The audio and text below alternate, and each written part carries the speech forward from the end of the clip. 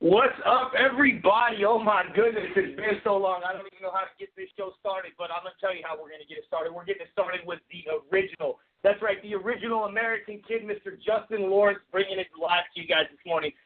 Hey, guys, welcome back. It's Fist to Cup Radio. We're back at our new home and the only place you're ever going to find us, over at rootedin.com. That's right. Get over to rtdin.com.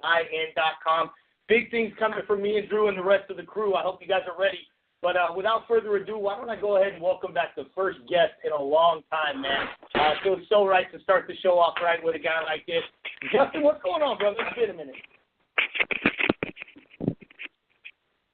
Hey, Justin, can you hear me?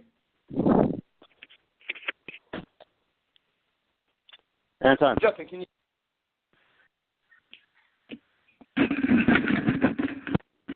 Justin, can you hear me? Anton. Hey, what's up, brother? Can you hear me? I hear you, but this is not Justin. Oh, who do I got? Who do you think, man? Oh, it's Chucho. What up, Drew? What's going on? What's going on, brother? Still no Justin, man. We're just waiting on Justin. As soon as we get Justin, we'll be ready to rock and roll. Yeah, give him a couple minutes, man. No intro. No worries. Been off the air forever, and you don't come in with your intro? Come on. Yeah, I know. You know, I think it's time to turn it. You know what I mean? Obviously, for people who don't know, guys, check it out. We're back. It feels good as hell to be back on a microphone. It feels super amazing to be back in a sport that I love. And it was something that I was missing. I think, Drew, you would agree that it was something you were missing as well, man. And I'm glad to bring back the radio show in a new aspect as well on a new site that's going to hopefully do big things not only for the community but for a lot of people we call friends and for a lot of fighters.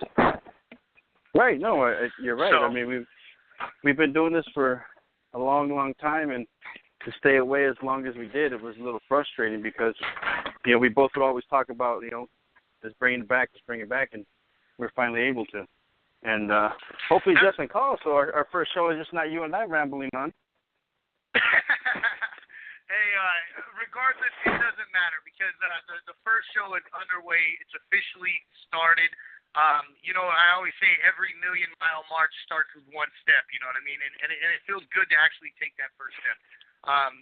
The crazy part for me is I look back at where we were and where the sport was when we stopped doing this show, you know? And to look back a year ago at where the sport was, who the champs were, what was going on with Bellator, MMA, and where the UFC was, and now a year later, to look at how much different the landscape is. I mean, Ronda Rousey isn't even scheduled for a fight. She's not the champion anymore. Conor McGregor is fighting at 170 pounds and hasn't defended his belt in almost a year. You know, I mean, like, the landscape. Brock Lesnar is back. Well, was back, and now tested positive for PED. So, I mean, the sport is just so much different. And the thing that I'm most excited about, and people probably can already guess what I'm going to bring up, and that's Bellator MMA. I mean, when we left off with the show, I think I was one of the biggest backers for Bellator. Everybody knows I'm a huge Bellator fan. And now to see not only their stable of fighters, but where Scott Coker has taken things in the last year, and I think where he's going to continue to take things, just makes me excited as an MMA fan, and as somebody who works inside of the sport, getting an opportunity to talk to this new stable of Bellator fighters. No, you're exactly right. I mean, a year ago, things were completely different. Since you mentioned Bellator, I mean, I see really big things coming up for Bellator. Not just Bellator, but Bellator kickboxing. Scott's doing a great job, and I think he said originally when he took over, he had 3 to 5 years to implement his plan and make things the way do things the way he wanted, and I think we're coming up on 3 years now, and I have to say, man, Bellator is looking really good. Well, hey, brother, while we speak about how good Bellator is looking, why don't we go ahead and welcome our guest, man? We got the American Kid. I can finally give him his introduction. Finally, we get the American Kid, man. I'm so excited. I'm so happy, guys, to welcome Justin Lawrence to the show. Justin, what's going on, brother? Hey, how you guys doing tonight? This morning, sorry. Good. I was like, this night, wow, Justin, it's been a long one, huh? Yeah, sorry, I just woke up. I just had my coffee, Sorry, I did an interview last night. My bad. How you guys doing though? Good? No, good, brother. It's been forever, man. I was telling Drew just now how excited I was to finally get an opportunity to talk to you again. It seems like it's been probably a year and a half, and I think a lot of things have changed, not only for us, but most importantly for you, man. I mean, where you're at now and how the landscape for you and your career has changed. I'm excited to get an opportunity to talk to you about that today. Yeah, man. I just a lot of hard work, a lot of hard training, but it's just, I just feel like I just have scratched the surface of what I can do. Each fight I keep getting better, but I'm always growing too. I feel like I'm maturing more as a man as well. So I'm just excited to be on a great team and people behind me. The sport, you got to surround yourself by the right people. Absolutely, man. I think that's just life in general. It's so funny because I look at life a lot of times and I compare it to mixed martial arts, and people are like, "You're crazy," and I'm like, "Not really though," because to be the champ or to be successful in your life, you have to be willing to do things that other people are. To be successful in life and to be successful in MMA, you have to surround yourself with a good team. Even though it's an individual life and it's an individual sport, those people around you make a huge impact on the way that things turn out. Yes, I agree. And it makes me want to work harder for people I respect. If I have a coach that's good, I know that's going to have my back no matter what. I'm going to want to go in there and I'm going to work my butt off for him day in and day out. My dad, I don't want to lose in front of my dad. You know what I'm saying? Who wants to lose a fist fight in front of their dad? Nobody does. You know what I'm saying? No one. So, my dad, nobody. So that's my dad's my head coach. I got George Castro out here. That's kind of like my second dad out here. He really puts me, puts me to the grindstone hard, and I want to work for him hard every day, just simply because I respect him and he's a good person. I got multiple coaches like that around here, so it's just awesome for me to go in there and do what I love every day. I love it. All right, brother. So you bring it up. I got to talk about it, I guess. So it's something that I talked to Drew about, too. So you left Alliance for a while. For anybody who's followed your career and for anybody who knows about your career and where you've been a staple over at Alliance Training Center for a long time down there in Chula Vista. And then you ended up leaving for a short amount of time. And it was something me and Drew were talking about before the show. You ended up leaving and going over to Powerhouse MMA. And we're not best friends, but you've been on this show plenty of times, and I think that we've got a good enough relationship that I can say you looked a lot different in that fight than you have your whole entire career. I think that was a different Justin Lawrence than we've ever seen. And I wanted to talk to you a little bit about that. I wanted to talk to you about not only the decision to make the move, but also the decision to go back to Alliance. Because I think when we saw you in your last fight at Bellator 157, we saw the Justin Lawrence that we've all grown accustomed to seeing. I think we saw the kid that we've been waiting to see. We saw him back where we didn't see that guy at 145. Yeah, right. No, yeah, I agree. I wanted to go back just simply because, I went back just simply because, I remember telling my dad. First the weather out here is amazing. No, but other than that, it was just the team. Having like a Dominic Cruz, having a Jeremy Stevens, having those kinds of guys under a roof that you can look over during a practice and see them suffering with you. You know what I'm saying? And you can see them trying to outwork you. It makes you want to work harder. Having those kinds of guys day in and day out in the gym, they'll push you to be better. Alliance is a kind of gym where you either, you either become a savage or you go home. We spar hard, we drill hard, we train hard. And being brought up in the gym my whole life, that's how my dad ran his gym. We fought hard, and a lot of people, I only see them stick around for a couple of days, and they leave and they go up north, they go up to LA, they find a different gym, But the guys that stay, the guys that stick around, they end up winning. They turn around, they end up coming and doing big things, And when I switched gyms, I didn't feel that when I went out there. It was kind of cold, it was kind of dark. And it was a job for me to go into the gym, and I didn't like that feeling. I hated that feeling. I never had that feeling before. And once I felt that feeling, I realized something was wrong and I needed to go back, and I did, man. And I haven't looked back. And honestly, I am so ready. I'll fight anybody, any time right now with the Lions.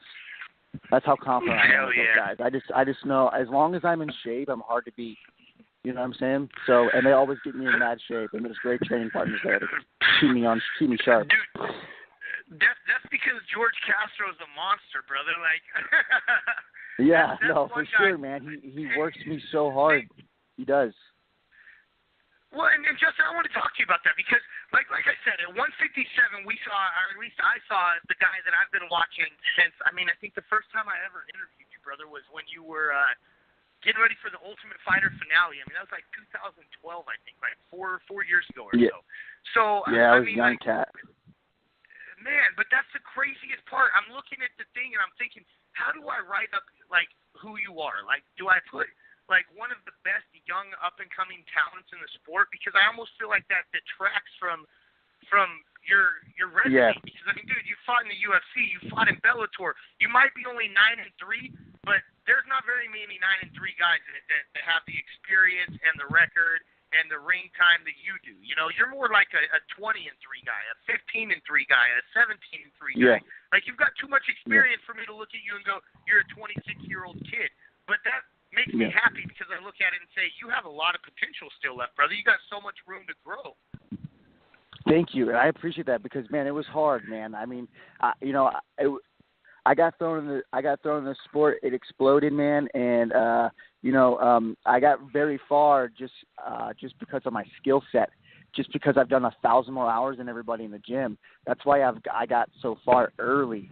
But I was super green, man. As far as the sport, I really didn't know how to pace myself for a 5-minute round.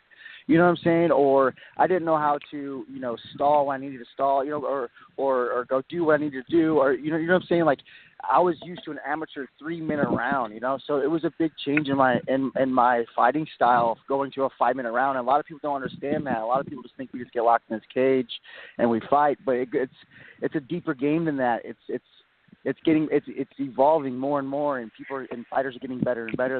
There's certain tactics that you got to do inside that cage to survive, So I had to adapt a little bit, and so I feel like I was still growing, man. I was in the UFC at 21 years old. That's so young, I was coming out of seventh hour. I just graduated high school and in the second year in college at the time. I was so young, man, but I don't regret any of those things, any of those experiences, any of them, because, man, it has turned me into the fighter I am today and the person. I have only have, like you said, I'm only 9-3. I only have 12 fights, but it's been on every big banner. It's been on Strikeforce, it's been the UFC, it's been Ultimate Fighter, it's been in Bellator. You know what I'm saying? It's been on every big banner. So, I'm just ready to go out there and just give it hell for these next 5 years. Because I feel like I'm hitting my prime, and I'm gonna be tough, man. I've fought everywhere. I've been at every level. So it's just more more things under my coattail. I just love it. That's it, man. And it's like me and Drew were also speaking before the show. I've always been a huge Bellator backer. Even back when guys were like, the UFC is all be all end all. Like, I've always loved Bellator, and for me now, it makes me excited to know that, like, guys like yourself don't have to be in the UFC to be considered one of the best. I think right now being a Bellator champ is equally as important as being a UFC champ. You look at a guy like Eddie Alvarez, who would, argued for a long time that he wasn't a top 3 in the world because he fought for Bellator and he wasn't fighting anybody. And now look, right. He comes to the UFC, drops one to Donald Cerrone, and mops the floor with everybody else. Right. I don't know. It sounds like Bellator's got some contenders in my book, and it always has been, So I just love to see the fact that you can go somewhere else other than the UFC, still be a huge star, still have an amazing amount of opportunity, and the way that Bellator's growing, dude, the possibilities are endless, I think, for all of you guys over there at Bellator. Yeah, man, Scott Coker has done a really good job. I fought for him when he had Strikeforce, and he was a great guy then. Really super nice. He really wants to put good fights on for the fans, and he's been doing this. He's been around the sport a while. He's a martial artist himself, and he respects strikers. And luckily, I'm a striker, and I'm pretty exciting. So. Hopefully he keeps me around for a little bit longer. But man, you're totally right as far as so happy and thankful that I can go out there and fight on TV, do what I love under another sanctioning body than the UFC. Bellator is doing a great job there. Man, I think some of these pickups they're getting as far as other fighters across the country, they're starting to go international now. So. It's definitely going to be growing. I feel like in the next 3 to 5 years, it's going to possibly be taking over. So Viacom's no joke, man. And they're paying. So all those things sound really good to me. So yeah, Bellator is doing great, man. It's awesome. That's it, man. And like you said, Scott Coker is a martial artist, and not to take away from anything that the UFC's done, because without the UFC, I wouldn't be sitting here, and I'm sure you wouldn't be either. The UFC is really what solidified the sport, but now it's time to take it to a whole new level, and that's the beauty of it. Is I think now with the sale of the UFC and everything that's going on over there, it's going to really open up a lot of doors that were never going to be open until the sale of the UFC was complete. Right. No, for sure, man. You're exactly right. Yeah, that sale is going to be huge, and I'm kind of curious to see what happens on the other side of that.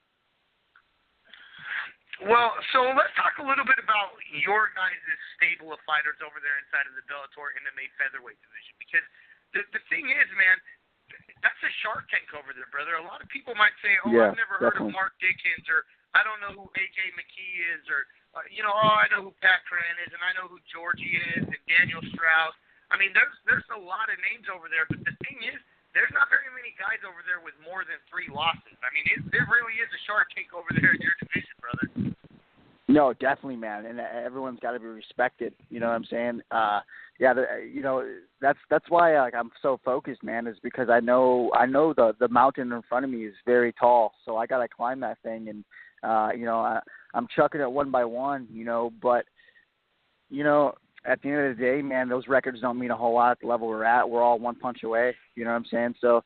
As long as I come in shape and I'm durable and I'm healthy, man, I'm gonna be, like I said, hard to beat. But man, all these guys in the top, in the top 6, top 8, man, are stiff, and but that's gonna be, the sport's evolving. You got to think about it. The sport's only 25 years old.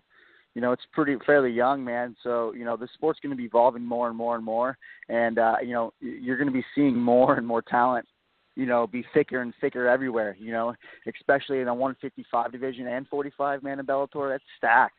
I either few of those divisions, 35 too, 35 stiff as well, but, especially 45 and 55, man, both of those divisions, are stacked, It's just like in high school, 45 and 52 and 60 wrestling divisions were like the most stacked, because that was like the average weight for the high school kid, So no, yep. But it's I'm excited, man. It's going to be make for some great fights, And as a fight fan, that's awesome. And that's just it. And the best part about it is, like you said, man, the sport is evolving so much. Me and Drew were talking a little bit before you called in as well about, how much the sport's changed in just a year. Look, it's like we were saying, Ronda Rousey used to be like the most dominant athlete in the sport, supposedly, and she was the end-all, be-all for MMA, and now no one's even really talking about her. We're waiting to hear when she comes back. She doesn't hold a belt. No one even is really talking about her, other than she could have been pregnant last week, which turned out to be a lie. So it's like Brock Lesnar came back and tested positive for steroids. Nobody that was a champ last year at this time is a champ this year. The sport has changed so much, but the talent that's a good point. So much better. The talent, I look at guys like Antonio McKee's son, AJ McKee. That kid isn't a wrestler. That kid isn't a boxer. That kid's a mixed martial artist. He's young. Yep. He's hungry. He's got an amazing camp behind him. I mean, Justin, you're 26, you're 9-3, and you have over 200 fights or something like that. If you include all of your amateur, crazy. your Golden Gloves, like what Yep. 26-year-old kid has been in over 200 regulated fights? That's insane to think of. Like, that's why exactly. That's why I just got to be in the nastiest shape possible because I have the experience, man. I just got to be in the greatest shape. George Castro lines me all day long. They give me the nastiest shape, and I'm ready for war, you know? It's getting me pumped, man. Woo! Sorry to cut you off, man. I love it, brother. I love it. So let's talk. Let's talk about what's up next for you because coming off of a very impressive and dominating win, like I said, it was the Justin Lawrence that I've grown watching. You know, it's the Justin Lawrence that when I hear, hey, the American kid's coming on TV, I know I'm not leaving my seat until the fight's over. So what's next for you, man? Obviously, I don't know if there's anything set up, but there's a Shark Tank of dudes. Is there anybody that you would like to fight? Is there a couple of guys on the radar? What's next for you? Yeah, I'm actually just got to hold and touch my manager this week to try to figure all that out. You know, to try to get some more details. But man, I want that Sanchez fight back, man. You know, that was a split decision loss that I really thought I won. At the end of the day, you know, you can't win one fight, the whole fight off of a kick or a punch. You know, especially if it doesn't drop you. You know, he kicked me, it kind of rocked me. I'm not gonna lie, but it didn't drop me. So at the end of the day, what does that really mean? If it was a kickboxing match, it wouldn't have been, or a boxing match, it wouldn't have even been a standing 8 count. So what does that really mean? You know what I'm saying? And I can go into the whole judging side of things. That's a whole other mess. But at the end of the day, you can't win a fight off of one punch or one kick. And I really felt like I won that fight, and I won it back more than anything. You know, so I'm really eyeing that one up. If I can get that, great. But if I don't, it doesn't matter who they put in front of me. I'm going to have to walk through whoever it is. So, that's what I'm going to do. You know what I'm saying? I feel like this is my year. I feel like 2017 is my year, man. And I would like to get one in September. They were asking me for something maybe in November, December back in St. Louis, which would be awesome. But either way, I'm healthy and I'm ready to go, you know. So I would like to get a date so my mind's not going crazy too much. I was just going to ask you because I can only imagine being healthy, coming back after having a loss like you did and having a win to back to back. You know, I mean, you come off that loss and then you come back with an amazing performance. You're back with George. You're back to the Lions. You're healthy. You're ready to go. Is that like one of the hardest parts about being a fighter is knowing that you have to wait to go do your job until they decide it's time for you to do your job? Yeah, definitely, man. You know, because like it's just, you know, it's just the way I am, you know, like I'm in the gym every day, but it's hard for me to get super disciplined if I don't got a name, or, you know what I'm saying? If I got a name locked in, I know, you know, John Smith, you know, I know he is eating clean today, so I'm going to eat clean today. You know what I'm saying? Or I know John Smith, he got up and ran this 6 miles. Well, I better get up and run those 6. So when I got a name in my head, it just makes it that much easier for me to go do whatever I have to do. You know what I'm saying? So, yeah, man, it is super hard part. But it's also kind of nice because you can kind of sit back and kind of watch everyone make their moves. You know what I'm saying? Or watch everyone fight, or watch how everyone performs, you know? And you can always be training for that next guy, which is awesome. But at the end of the day, I'm the type of dude that wants to be active. You know, I feel like I just got the I just scratched the surface of what I can do. And an only way to go out and show people my skill set and show people how hard I've worked my entire life, I got to get more opportunities. You know what I'm saying? But, you know, and also, you can't drop opportunities. You got to make the best of every opportunity you get, especially in this fight game, because you never know when the next one's going to come. Hey, that is the most truest thing that I've heard in a while when it comes to the fight game, and I'm always preaching that to the young guys. I'm like, look, if dude, you're I got some knowledge, man. I've been fighter, in the sport. Sorry.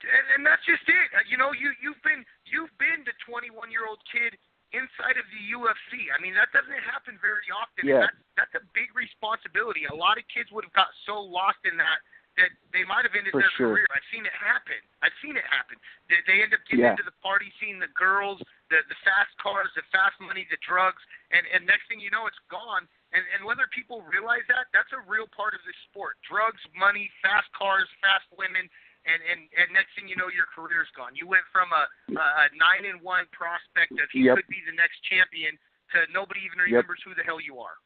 You know? Oh, yeah, so, for sure. I always say, you know, it's great to hear guys like you give that information because you don't know. Bellator might call you today and say, hey, Justin, we've got the best opportunity you've ever heard. We're going to pay you $50,000. We need a late replacement in 2 weeks. Are you ready? Yep. Right. You right. say Exactly. no. You might not get a call I need to be able. Exactly. Exactly, man. And that's why you need to be able to make those moves. Go ahead.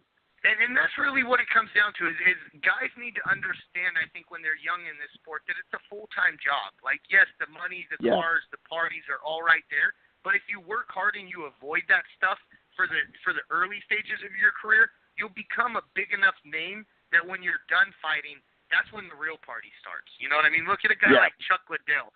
Probably a bad example because he partied his whole career, I believe, but even now, though, you know, Chuck built a legacy because he put in those long hours. He did what was needed to become a superstar. He didn't become a superstar before he was a superstar, you know, if that makes sense. And a lot of these guys, though, too, they, you know, I feel like they, you know, they want to fight, you know, every, you know, you for an amateur or not an amateur, a young pro coming up, you got to be fighting at least 5 to 6 times a year just to be getting this experience, you know, because at the end of the day, you don't have those 200 fights in the gym or your dad didn't own a gym. So you got to be fighting a lot, you know, and there's no time for partying when you're trying to do that because you got to be in the gym 24/7. And, you know, once you, like you said, build that household name, you build your name, you've had those big fights. Then you can fight once, 2, 3 times a year and have 6 to 8 months gaps in between your fights. But, you know, a lot of these guys, they're fighting for pennies, and so you need to be fighting all the time, you know, and plus you got to be building that record, you know what I'm saying, getting that experience, getting them losses, because at the end of the day, the only way you learn from the sport is by losing. You know what I'm saying? You can't, I mean, you win, yeah, but I won, you know, but once you lose that fight, you will go back and you will study that film and you will see you didn't have that head pressure, or you will see you didn't hit that combination when you should have hit it, this or that, you know? So, you know, I feel like these young guys, man, they got to be fighting a lot, you know, they need to be fighting, you know, every month if they can, you know, and so they can get that name established for sure. Well, and to add to that, I guess, you know, would be if you're fighting 5 times a year, your body is already you're breaking your body down so much. Even you guys that fight 3 times a year, those training camps, I don't know if the average fan understands. Dude, it's terrible. It's like I always hear fighters say, I've never walked into a fight 100%. I mean, that's insane to say, I'm going to go step in front of another human being and try to knock this guy out, but I'm not even 100%. I wouldn't step on a basketball court for a intramural league game if I wasn't 100%.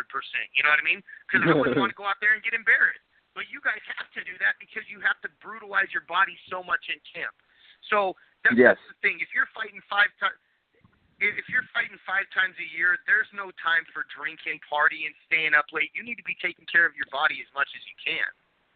Yeah, that's your tool, man. People don't understand that as well. You know, I mean, your body's your tool. You know, you are what you make of it. You know, so you got to go in there and sharpen that tool every morning. You know, every night. You know, to get into training. But people.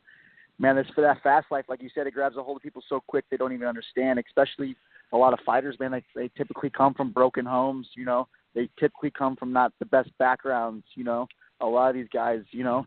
So once they start getting that money and they start getting those chicks, you know, it starts going by quick, man. And you just got to grab a hold of it, you know. I was, like I said, man, young, 21, into the UFC, you know, it went pretty quick, man. And I realized that. So this next opportunity that I have, I'm going to make the best of it. You know what I'm saying? So, but yeah, it's awesome, man. There it is, man. Well, hey, guys, check it out. If you're listening live, you're probably going to get cut off. We're running out of time on the live section, but I'm going to try to keep Justin on for another 15 minutes. You guys can always come back and listen to the downloadable episode. We're going to talk a couple more minutes if you've got it, Justin. I want to discuss a couple of things like who you respect the most in your weight class. If you were being able to choose a super fight at 155, who it would be? And, of course, we have to talk this amazing haircut you got. So tune into the rest of the episode, guys. It'll be available later this afternoon. But let's jump right back into things, Justin. That's one thing I wanted to talk about, too, is we talked about how deep the Shark Tank is at 145 inside of Bellator's featherweight division. Daniel Strauss is a good friend of mine, the featherweight champ. Obviously, you got to respect the champ, I think, and he's just one of those guys that I don't think anybody could really say too much bad about. He's a real class act from what I know of him throughout the years. But aside from the champ, who would be the two guys that Justin Lawrence respects the most and says, if I had to say two guys would be tough, these would be the two toughest guys in the division outside of the champ? Ooh, man. Honestly, man, I think everyone's tough. Don't get me wrong. Do not get me wrong. Everyone is solid. I think I hate to say it, but Strauss is he's the toughest fight period at the division. I know he's a champion, but he's a different fighter. He's an athlete. We talked a little bit earlier about people are a bit the sport's evolving so much. So yeah. Everyone knows their wrestling. Everybody knows their jiu-jitsu, and everybody knows their striking. It's who's in the best shape and who's the best athlete nowadays. That's the way I'm kind of looking at it. And Daniel Strauss, I think, is one of the best athletes in the division, if not the best athlete besides me at the division. So Strauss is the toughest matchup for me stylistically, I feel like. But with that being said, I feel like I respect Sanchez, man. I do. I respect that dude. I hit him pretty hard a couple times. I buckled him, but it didn't drop him. A lot of people would have curled up, So I respect that dude. But at the end of the day, I still want a piece of him, bad, man, really bad. I like Georgie. I like Georgie. I like stylistically. I like him. I respect his striking and his jiu-jitsu. But man, none of those guys, all those guys, I could beat. But at the end of the day, I feel like Strauss is the toughest stylistically matchup. Giving me goosebumps, brother. I love it. I love hearing. There's nothing better to me than like another alpha male. I don't know if that makes sense. Like a lot of times you see alpha male type dudes that don't want to hear other alpha males, or they want to be the biggest and baddest. Yeah. But I love a confident dude who's like, put me in a room with a bunch of monsters, bro. I'm the baddest monster in the room. Those guys are gonna hide under their own bed. I'll adapt. I'll adapt. I'll figure it out. I'll have to figure it out. I'll adapt. I'll do something. I'll have to figure it out. It's not that hard. You just got to figure it out.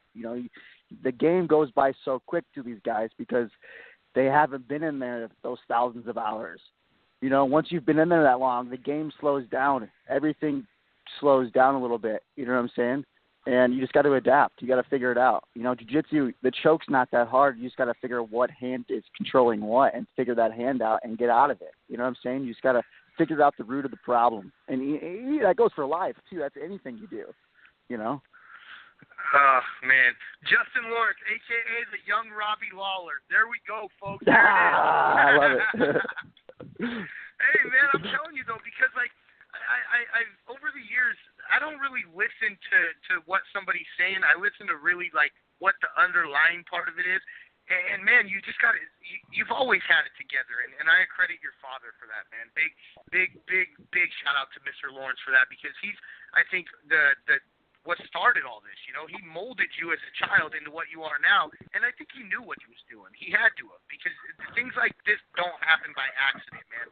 And for 26, I wish I was as put together as you were at 21, man, when I was 30, and now I'm 33 here in a few days. And I just look at it and go, at 26, I would have a conversation with you about anything, anytime, Justin, because you're on that level where most 26-year-olds don't even have a clue, bro. They don't have a clue.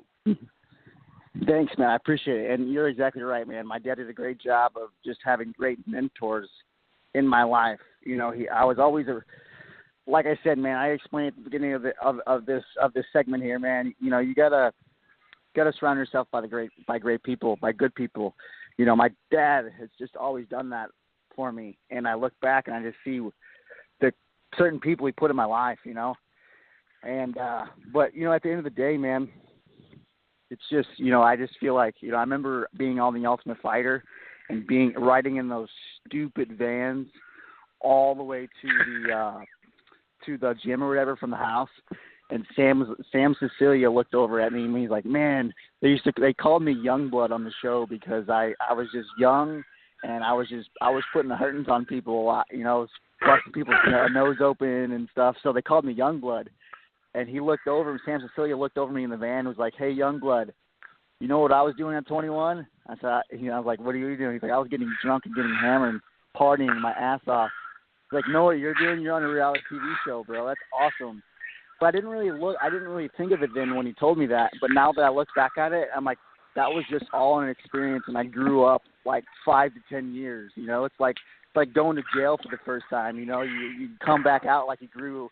You were in your mid-30s. You're like, oh man, I'm never going back there again. So it was awesome. It's the truth. It's the truth, and that's the beauty of it. I love watching. I guess human progression or individual progression. Like I love watching an individual grow and become a better person than what they were the last time. And that's the beauty of it is I keep bringing this up, Justin, but you're only freaking 26, man. I look at it and go, 26 years old. And I've been talking to you for 4 years. So since you were about 22, 23, somewhere in that range. Yep. But I look at it and go, how much more different, how much more evolved and grown as a human are you going to be when you're my age, bro? And then I look at it and go, what's Justin Lawrence going to be doing when he's Drew's age? I mean, Drew's like 65 years old. Just kidding. He's sorry, Drew. Hopefully my body's not too banged up. Go ahead. Sorry. But I mean, I just look at it and think, man, where are we all going to be 10 years from now, 20 years from now? Like, what kind of conversations are we going to have and stories are we going to have? And it's just beautiful to know that your story isn't going to be one of, oh, man, at 26, I fucked up and I ruined my career. It's going to be, at 26, man, I was working towards the Bellator title. At 27, I was the champ of Bellator. And at 28, I was one of the best in the world. You know what I mean? I just can't wait to hear the rest of this story. That's the best part. Thank you so much, and that just gave me goosebumps.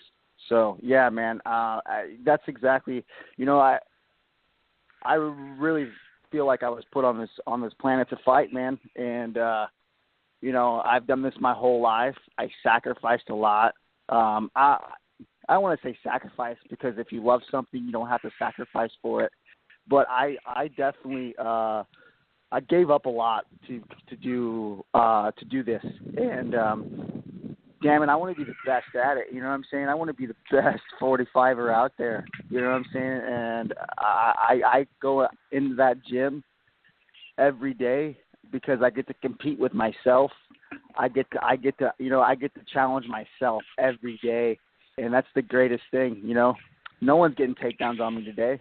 That's a challenge to myself. You know what I'm saying? Or I'm going to be there 5 to 10 minutes early. It's a challenge to myself, man, and I just love it, dude. It's awesome. It's beautiful. All right, man. So, Justin, I know you've got a busy morning. I don't want to take up too much more of your time, but I told Drew because, man, it's like Jose Aldo said he had spies in Frankie Edgar's camp. Well, I hope all you guys know I got spies everywhere, bro. I know exactly what's going on at all times. Right. I want to talk about this haircut. Because I heard you have an amazing haircut going on right now. Oh, dude, it's pretty rad, man. I got a mullet dude, let's going, talk man. about this. It's American kid style. As soon as Drew told me this, Drew said, hey, man, I don't know if you know. He's like, you got to bring up Justin Terry. He's like, Justin's rocking a mullet right now. And I literally, as soon as he said that, the first thing that popped in my head was, American kid to the freaking fullest. Like, how awesome is that? You should. I got a picture. My mom grew my hair out when I was like 4 years old, and it was all the way down to my butt, and I literally looked like a Joe Dirt. So I saw that picture right before my last fight. I'm like, dude, I had long hair. I'm like, dude, I'm cutting it. We're bringing it back. So it's gonna be down to the shoulders here soon. So we're about to see what it looks like. Hopefully the next fight. So you're keeping it till next fight for sure. Like we're gonna see next fight for you rocking the. Oh yeah, it's gonna be full. Yeah, I'm not even gonna cut. I'm gonna fade to the sides, but I'm not gonna cut the the party in the back. You know what I'm saying? So I'll keep the business in the front and the party in the back. Yeah, I love it, dude. You're gonna be rocking the ape drape, bro. That's heck yeah, man. Awesome, man. Nasty. This is why God never allowed me to be a professional athlete, because I would be on one like you guys to the fullest, man. It would be like mohawk mixed in with like the mullet, mixed in with the step up sideburns. You know what I mean? I would just do crazy shit. Yeah, American Kid. So I just wanted to let everyone know, tune in to the next fight, because the cut's going to be nasty. The haircut's going to be awesome, on point. This is awesome, man. I can't wait. So, Justin, from everybody over here at rootedin.com as well as Fisticuff Radio, always, man, thank you so much. You've always been really, really good to us. I always enjoy the time, and you've always been a great interview. That's the one thing I tell people. Like, we don't bring people back on this show that suck. There's no reason for it. You could be George St. Pierre. If you're a terrible interview, I don't want you back. You could be nobody who's 0-3, but you're the best interview ever. We're bringing you back. So I'm happy to know for sure, that we man. I have appreciate amazing guys.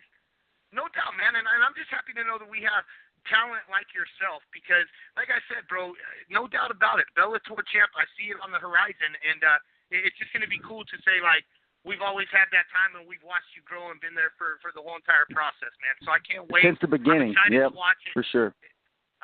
Exactly, brother. Well, I'm going to give you the microphone for a minute, Justin. I'm going to shut up, and I'm going to let you give it plug out to anybody. I know you want to probably plug Pops and the gym, George Castro, anybody you want, man. The microphone's yours. Awesome, man. Hey, I want to say thank you to you guys. I appreciate it. You guys get me out there, get my name out there, too. So you guys are awesome to talk to. I just want to thank my dad, Benny Voiles, and 21st Century American Martial Arts back home in Pacific, Missouri. Alliance MMA, San Diego, California, Chula Vista, George Castro, Eric Del Fiero. Big shout out to Coach G, though. Coach G always pushes me super hard. Brings the best out in me day in and day out. Bad Boy Brands, Crossbeat Hosters, you guys, without you guys gearing me up and taking care of me, I wouldn't be where I'm at either. So with that being said, you guys are awesome. Thank you so much. It's been a pleasure, and I can't wait to see you guys again. Hey, no doubt, Justin. Next time I'm down in San Diego, be prepared to have a microphone stuffed in your face again. And just know, as soon as we hear about a fight confirmation, we're going to be in touch to have you back on the show as well, man. It's always good catching up. Hell yeah, hit me up, man. I'm only awesome, dude. I'm a phone call away, man. I love it, brother. Well, hey, we'll be in touch, and guaranteed when that fight card's confirmed, we'll have a date for you to be back on the show. I know everybody can also follow you on Twitter at American Kid. 2 D's MMA, so it's American Kid MMA with 2 D's on Kid, fellas. So check it out, guys. Follow Justin. Justin, again, thank you so much, man. We're always blessed to have you on the show. Hope you have a great rest of your Friday, man, and have a safe weekend. Okay, you too, brother. Thank you, man. Later. Thanks, brother. All right, guys, that was the American Kid, Justin Lawrence. Hey, like I told you, we're back. There's no stopping. The train has left the freaking station. If you ain't on board now, it's going to be too late, man. You better run down them tracks and jump on the back of the caboose, because we're not stopping. There's no brakes on this train. It's a crazy train. And, Mama, I'm coming home. So, hey, guys, we'll be back. Hey, listen, we don't know. You never know. No one knows when Fisticuff Radio on rootedin.com is going to pop up. But the best part is you can listen to it all day long, each and every day on replay. So go ahead and hit that play button, folks. Enjoy it. Thank you to everybody who makes this show possible. I couldn't do it without Dr. Drew. Hey, I also heard we might be having another white boy on the show, a.k.a. Denny Hot. The mad one might be back. So check it out. We'll be back soon. Thank you. Have a great day, guys. With the LG Phoenix 2, you can always be your selfie. Its Gesture Shot feature makes it simple to snap candid selfies on its 5-megapixel front-facing camera. Fun day, selfies. Get it with AT&T Go Phone with unlimited talk, text, and data usage with the first 3 gigabytes at high speed for just $45 a month. All with no annual contract. AT&T, mobilizing your world. Phone restricted to Go Phone service for 6 months after activation. After first 3 gigabytes, data speeds are slowed to up to 128 kilobits per second for rest of term. See store for details. Term. See store for details. Term. See store for details. Term. See store for details. Term. See store for details. Term.